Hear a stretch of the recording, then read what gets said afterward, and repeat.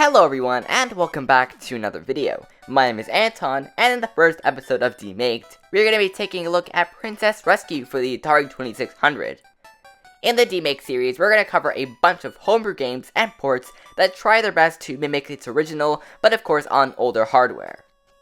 Such as Super Mario 64, but on the NES. Which I don't think is even possible. Of course, before we get started, make sure to hit the subscribe button to see future videos on the channel, and let's get started.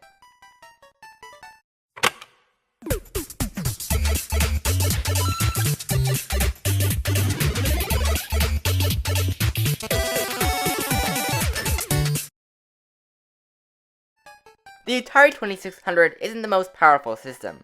Like consoles of its era, it was extremely limited, meaning that there were only a couple kilobytes in a game cartridge. The games were usually simple and had very terrible graphics even at the time, but the fact that you were able to play some arcade hits like Donkey Kong and Pac-Man at home was astounding. But sadly, what happened was the games really weren't as good as their arcade counterparts, and because of that quality not being very good, of course the video game crash of 1983 happened. But Super Mario Bros. Was able to revive the video game industry due to how just different and unique it was. Side-scrolling platformers weren't a genre yet. The only closest they got was with Activision's Pitfall, as that game was a platformer, but it was still screen-based, and it didn't scroll as the character moved. Princess Rescue is created by Chris Pry, who used Visual Atari Basic to create the game. Now that we have access to more advanced editors and tools like Visual Atari Basic, we can take more advantage of the limited power of the hardware, and it's much easier too. Princess Rescue is your basic Super Mario Bros. The game is pretty much everything you would have come to know from Super Mario Bros. You have your shrinking, growing, jumping, and power-ups. Of course, the question blocks are here, and they do behave a little different as there's actually no entity that comes out of them, so you just have to hit the block and you just get the power-up. You have the Fire Flower, which, to use that, since there aren't any additional buttons on the Atari 2600 controller, you have to press up, which is very, very, very easy to use, and I didn't think it'd be as simple as it was. There is also the invincibility star here as well, and it works the same way. And you have the special hidden coins, which give you 1-ups, which is really nice. All the enemies work the same way, and it's really surprising. The Goombas here as well, and obviously it's pretty simple, but the Koopa shell is really well done, as it really does move back and forth when it does hit something, and it's really surprising they were added at all. There are also more enemies in different types of environments as well. And let's just talk about some of the environments here, because there are actually a lot. There's a desert theme, there is a sky theme as well, so a lot of cool places to explore, which I think is really unique for Princess Rescue to have those. There's also the castle theme, and there's boss battles in this game too, which I know is really insane for an Atari 2600 game to have this much content in it. And the boss battle works the exact same way as any Mario game would. You fight Bowser Jr. and have to summon him 3 times, or sometimes 5 times, it depends. And it's really impressive.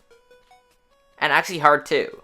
And another just insane addition, and I don't understand how it's even possible here, but there's actually music in this game, which Atari 2600 games really don't have any. They just have, like, Game & Watch sound. So the fact that they were able to have a full theme sounds insane. Here, have a listen.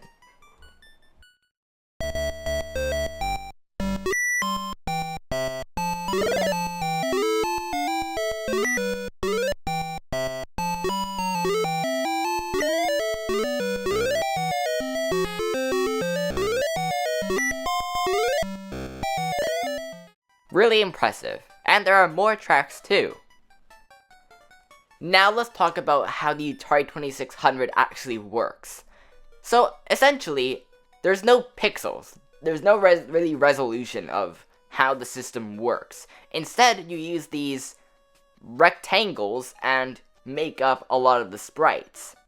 And with that, you can only have one color per line. So you'll notice that the pipes kind of are just green in a certain spot.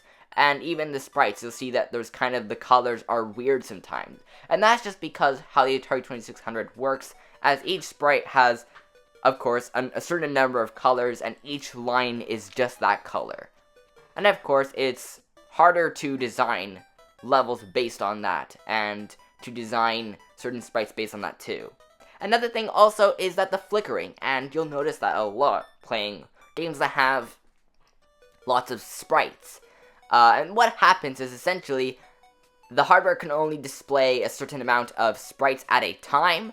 So what essentially needs to happen is that they flicker all these sprites and you'll be able to see the three at the same time. It does get really laggy and very hard to see, but it's the only way around it.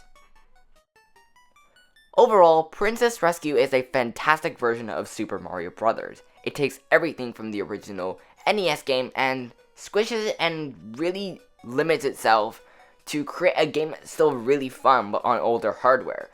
Which is why Princess Rescue gets a score of 7.5 due to its great graphics, its really good controls, great music, and how it really is very impressive and probably is the best made Atari 2600 game to date.